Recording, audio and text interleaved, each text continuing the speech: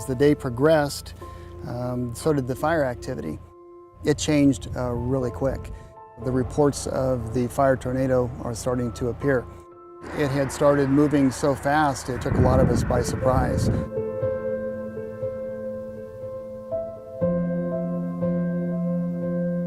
A fire tornado caused by a flat tire with hurricane-force winds about 143 miles an hour. It ripped through Redding, destroying neighborhoods, memories, and taking lives. The Carr Fire is the sixth most destructive fire in California history. In Shasta County, it's the most destructive. In total, 8 people were killed. The night of July 26th will forever be in the memory of this community. 6 people died that night. Melody Bledsoe and her 2 grandchildren, James and Emily. Daniel Bush, a man recovering from heart surgery. Don Smith, a dozer operator. And Jeremy Stoke, a Redding fire inspector. Took everybody off guard.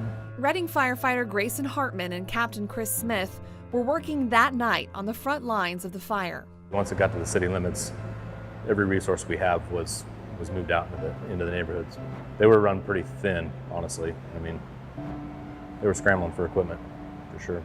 It was burning out of control, destroying neighborhoods by the dozen, some belonging to firefighters who were out trying to save lives. We had 3 guys lose their homes, and I think maybe a third of our department that was evacuated for a week. Redding firefighters were working non-stop, but Chris remembers a moment where time stood still. I ended up in 3 different neighborhoods throughout the night until we got word about Jeremy, and then everything changed after that. Redding Fire Inspector Jeremy Stoke spent his final moments going door to door trying to evacuate people. He died a hero. He was on vacation with his best friend when he cut the trip short and came back to fight the Carr Fire. While he was responding to a neighborhood down Buenaventura Boulevard, the fire took over. CAL FIRE believes his work truck was lifted up by the tornado and tossed into the fire more than 100 feet away. The view from above, after the fire, startling. The burned areas where firefighters found his truck. To remember him, a memorial has grown from the burned ground with his belongings and photos of him in his uniform. He was my engineer. I was firefighter assigned to Engine 8 with him for 2.5 years, and so it hits hard. And like Chris said, it's we're just kind of recovering slowly. Both Grayson and Chris knew Jeremy very well. They worked with him. They considered him a brother, a family member, and a hero. We talk about him all the time, and maybe that's just therapy for us, I guess. I don't know. Like Grayson said, we worked with Jeremy together at Station 8. I worked with him for about 5 years, and there's a lot of memories, and I guess those are the things that you hang on to, really. It's the memories cooking in the kitchen, driving to a late night call, or spending time together at a barbecue they miss most. The way about him. He was brash, but he had the biggest heart. Everybody knew that. Once you cracked the shell of Jeremy Stoke, just a heart of gold.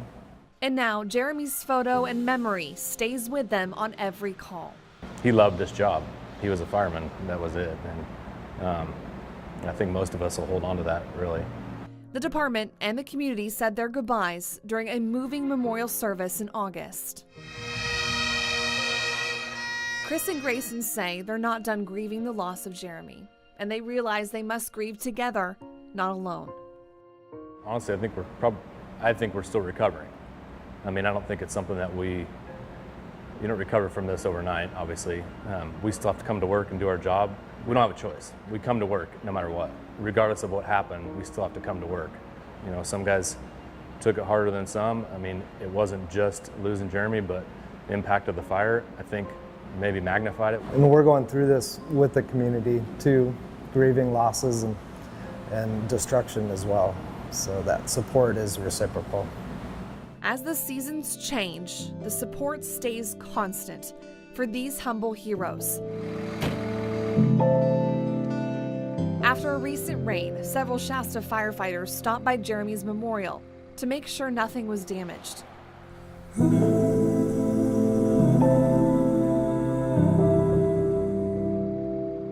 They took a moment to remember Jeremy.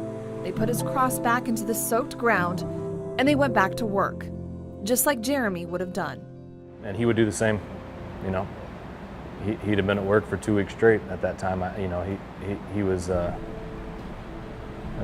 passionate about his job. And the only way I can answer that is to say that we just keep getting up in the morning and coming to work.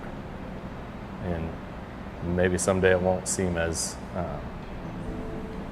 painful as it was or it has been in the last couple of months. I hope.